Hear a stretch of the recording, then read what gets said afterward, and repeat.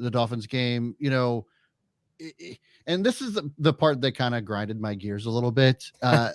Mike McDaniel comes out, at the end of the game, they ask him why he didn't kick that field goal for the 73 points, basically to kind of like break the record that was set back in 1966. There was another record back in 1940, I think, but that was, pre-merger. So post-merger, this would have been the most points scored ever in an NFL game. Yeah. And here's what Mike McDaniel had to say about it. I'll give you my thoughts on this after this video here real quick. I try to think through all of my decisions and hold them with the importance that they do have. It felt like chasing points and chasing a record. That's not what we came to the game to do. That doesn't have a bearing on the overall season outcome. And I just didn't, I saw it as, in that 10 times out of 10, you concede and kneel down in those situations because there was a attainable record. That was cool, but the message that I thought it would send wasn't really in line with how I view things. So that is commendable, okay, right? Like everything that he said was commendable and totally respectful. But if they had not already been up 70-20, right? Like the Dolphins were kicking their ass, 53 to 13 in the third quarter, and they just kept pushing their foot on the gas. Like they what's another 3 points at that point? The embarrassment has already happened for the Broncos. I just don't understand where Mike McDaniel was coming from. That just mind blowing to me, is it not? What's crazy to me is that when we look at what just kind of happened or transpired in this game, the fact that the Dolphins ran for, the fact that Mostert had 4 touchdowns, they had 2 running backs that actually dominated the game. If you just had those running backs alone, that wins you the game. And just for rushing yards' sake, they ran for over 300 yards. Like that to me is unbelievable, first off. And when you look at the scoring of the game, what's interesting to me is that it was 56-13 after they scored to open up the quarter. And it was a little touch screen pass to the running back to score the touchdown, right? A-Chain? Yes, A-Chain, yep. I think he changed his name on the phonetically thing. It's a chain or A-Chain? A-Chain. Well, whatever it is, he's super fast, and he had an unreal game. Yeah. And so it was 56-13, and then you decide to throw a 68-yard bomb to Robbie Chosen, formerly known as Robbie Anderson. So I'm with you. And then they did have another 67-yard TD run. So what point, Brad, like you're saying, when do you stop?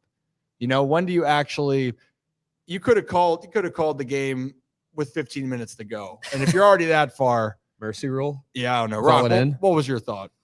Just on the game overall, what they did? First of all, Robbie Anderson, shout out to Temple University, Temple Zone. Of course you have to. Yeah, exactly. I mean, I have to. I have to shout out the Temple guys that are in the NFL. What you got, Brad? Go ahead, Brad. Let's just stay on the topic of this Mike McDaniel not breaking the record thing, because Ryan had brought up huge plays after the fact that the game was already over. We're not even close to being within reach, and it's like, well, now you have a chance to break a record, so why not fucking do it? Like that's my thing. It's like, you're already there, just kick the field goal and be done with it. Like the embarrassments happened, the game was over. It was over a long time ago. So why your excuse was that you didn't want to run up the points and that it was in good sportsmanship or whatever the hell you want to call it. But you're well past that point. You might as well just break a record to say that you did it.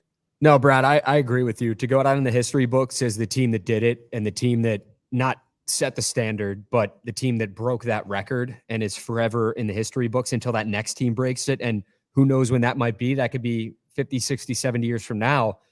That's something to kind of hold your hat on and be proud of, because that's big to be able to do that. And to put up that many points or to even get close is ridiculous as it is. And I'm wondering if they put up that many points if they didn't take their foot off the gas, because Sean Payton has been known to make comments. I mean, he made the comments about Nathaniel Hackett, which Aaron Rodgers didn't take too lightly. I mean, a lot of people were very, very upset with those. But do you remember what Sean Payton said about Tua Tagovailoa?